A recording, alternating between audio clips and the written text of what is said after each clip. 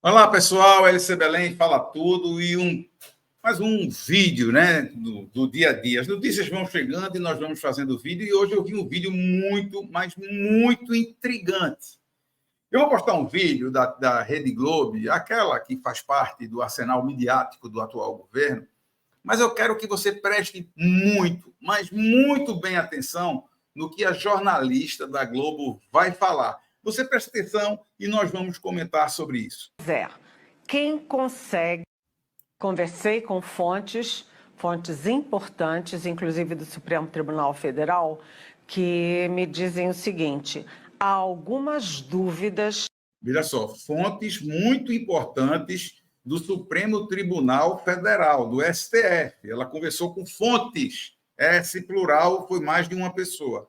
E elas disseram isso para ela. Algumas dúvidas, vamos lá. Nessa história toda. Uma delas é: quem consegue os vídeos do Bolsonaro dentro de uma embaixada, dentro da embaixada da Hungria, que é aliada dele, né? A Hungria, ele escolheu a Hungria porque ele é aliado, né? Da Hungria. Como é que se consegue vídeos das câmeras de segurança de dentro da embaixada da Hungria? Já estamos aí questionando um problema entre dois países, o Brasil, né, e a Hungria. Mas vamos em frente e veja o que ela vai falar. Quem consegue e quem vaza. E por que vaza para o The New York Times? The New York Times, um jornal de esquerda, né? Um jornal de esquerda. Vamos lá. Antes de todo mundo. Então, o Supremo Tribunal Federal está com um pé atrás. Quer primeiro entender, né, quem soltou isso, com que objetivo. Porque o Bolsonaro... Peraí, quem jogou isso com que objetivo? Só tem um objetivo. Desculpa, essa jornalista aí, essa Paquita do Lula, ela só tem um objetivo, a destruição de Bolsonaro. Querer, como a colega dela, Miriam Leitão, disse, que ele tentou fugir do Brasil, né? Ele obstruiu a justiça. Mas vamos continuar. E o bolsonarismo estão muito articulados, muito organizados, têm muito dinheiro e eles jogam muito com contra-informação. Peraí. Não é contra-informação. Né? O bolsonarismo está organizado porque é composto por pessoas de bem que discordam de todo esse sistema da qual a senhora faz parte. Tem muito dinheiro? Lógico, nós somos a grande maioria dos habitantes do Brasil. Não existe uma conta, não existe o dízimo do partido. A gente, cada um, eu faço esses vídeos aqui, ninguém me financia, ninguém, diferentemente da senhora que está falando aí, é muito bem remunerada para estar mentindo, e o que eu estou fazendo aqui, eu não ganho R$1. Pode ficar tranquila disso, eu trabalho com consultoria, tem nada a ver com isso. Eu faço isso para ajudar as pessoas a entenderem que o que a senhora fala é a narrativa, é a construção da narrativa. Eu não vou contra a informação, eu vou contra a desinformação a qual a senhora exageradamente, né, municia, né, a imprensa todos os dias. Mas vamos em frente. Né? Então, qual é a posição, por exemplo, que eu ouvi de ministros do Supremo? Epa! Me dá o telefone de um deles. A senhora teve posição de ministros do Supremo, a senhora teve contato, acesso direto. Quer dizer que a senhora militante do partido, teve contato direto a ministro. Todo dia a senhora fala com o ministro do Supremo. Todo dia. Eu queria falar para a imprensa brasileira de um modo geral, dizer para vocês que vocês são fraquíssimos. Porque esta senhora que está aí, todos os dias, tem acesso a ministros do Supremo. Ou seja, os ministros estão lá esperando, vou esperar para ela ligar para mim, para eu passar as notícias para ela. Mas vejam, pior do que ela ter acesso aos ministros do Supremo, como ela diz, bem, isso é ela que está falando, tá certo? É ela que está falando, eu não estou acusando, eu estou mostrando o que ela está dizendo. Mas veja o que ela fala que é pior do que isso. Que o Alexandre de Moraes está com o pé atrás. O que o Alexandre de Moraes diz para eles? Olha, eu não estou dando muita bola para esse negócio do Bolsonaro lá na embaixada, não estou dando bola. Ele depois saiu, foi dormir em casa, fez manifestação, está rodando o país inteiro. E daí? E daí? Sabe? Espera aí. Deixa eu ver se eu consigo entender. Alexandre de Moraes está com o pé atrás. Como? Ele foi lá, dormiu, e aí depois ele foi lá. Mas veja que vai continuar. É a primeira mentira, né? Vamos lá. E aí, quando se pergunta para ele, mas vem cá, risco de fuga e de obstrução de justiça são dois típicos, clássicos casos de justificativa de prisão preventiva. Aí o Alexandre de Moraes, não é isso, não. Olha, isso aí eles fazem muita espuma. Ou seja, o Alexandre de Moraes, para os pares togados, ele está minimizando o episódio. E aí, mas, olha, ele entrou com um pedido para responder em 48 horas. Por quê? Porque isto é também uma óbvia, tradicional providência protocolar, burocrática. Peraí. A best friend de Alexandre de Moraes, a best friend, essa senhora, ela é best friend, amiga assim, ó, íntima, tem um telefone, alô, Alexandre, meu amigo, tem um telefone, fala com ele todo dia, segundo o que ela está dizendo aí, ou ele ou outros, né, pares, outros ministros. Não, e é protocolar pedir isso aí. Minha senhora, e por que quando o ministro da Justiça, ou então ministro da Justiça, Flávio Dino, entrou na favela, né?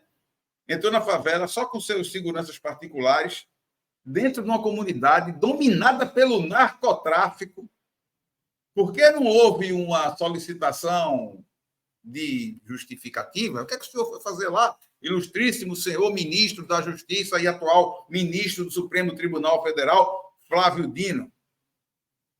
Então, veja só, a construção da narrativa. Vocês estão entendendo que eles deram uma cagada antológica, colocando 3 países em situação de conflitos diplomáticos e agora estão querendo passar pano para isso? Alexandre de Moraes, não! Ela falou com Alexandre de Moraes, como eu falo com um amigo meu que mora aqui. A gente entra no bar, 2 hambúrguer aí, 2 cocas, que nada e tal. Gente, é esse o nível de relacionamento da Globo com o STF. E segundo, o STF literalmente vendo a cagada que deram, que na minha terra o nome de gente, isso é uma cagada, fizeram besteira, vamos dizer assim, agora estão querendo usar ela como uma narrativa para desconstruir uma crise diplomática que já está existente. Mas vamos ver até o fim. Burocrática. O ministro não dá lá, olha, explique-se aí, né? Aí o Itamaraty chamou o embaixador da Hungria, que ficou lá uns 20 minutos. Enfim, aí a Polícia Federal está investigando. Mas qual é o temor do Supremo Tribunal Federal? É que isto crie a situação do pobrezinho Bolsonaro sendo perseguido e aí... Eu vou até repetir.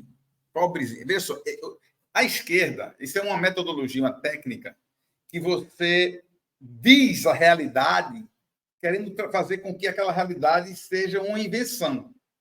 Tá? O pobrezinho do Bolsonaro. Veja só, essa narrativa, essa desinformação, primeiro, minha senhora, que ele não é pobrezinho, ele é um homem, de pelo menos que eu sei, de classe média. Segundo, que como o político mais querido, mais adorado de um país, pode ser visto como um pobrezinho. Acaba com essa narrativa, isso é conversa fiada para boi dormir, como dizem lá na minha terra, mais uma vez. E terceiro, a gente não quer construir narrativa. Quem constrói a narrativa é a senhora, com esse processo contínuo, insistente, repetitivo de desinformação, tá? Para querer colocar na cabeça do povo, como Lula disse, a gente tem que construir uma narrativa. Essa narrativa está sendo construída em um processo coletivo, em harmonia entre os poderes. O poder executivo com as narrativas de Lula, o poder judiciário com as narrativas dos ministros e o poder da comunicação, que são vocês, com essa orquestra, essas pessoas todos falando, ele está dizendo que está sendo perseguido. Ele não está dizendo que está perseguido. Eu estou dizendo à senhora que Bolsonaro é o político mais perseguido da história do país em todos os tempos. E há anos, desde 2013, 2014, há 10 anos, tentam destruir ele. E não conseguem. E não conseguem. E vocês ficam todo dia com essa narrativa. A gente não está construindo. Ele é o maior perseguido. A senhora é uma das responsáveis por isso. Está entendendo? Acho que muita gente da sua família, inclusive, deve chegar, maneira aí, porque está demais. Aí você, não, mas eu percebo muito bem. O patrocinador, o chefe, mandou falar isso. Entendeu? Porque deve ser que uma pessoa de sã consciência, ou então o seu QI deve ser bem abaixo dos 83, que é a média nacional. Mas vamos lá, vamos lá. E ele tem que se defender, ou seja, o momento agora no Supremo é não criar espuma, não fazer o jogo do bolsonarismo e não falar em prisão.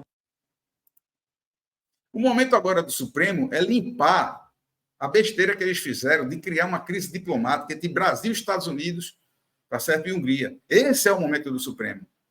É um poder que não foi eleito, um poder que não emana do povo, tá certo? E que criaram uma situação totalmente desagradável. E a Polícia Federal chegar ao ponto de convocar o embaixador da Hungria para saber o que é que ele estava fazendo com o Bolsonaro, Bolsonaro não tem que se defender. A questão é que vocês estão acusando ele.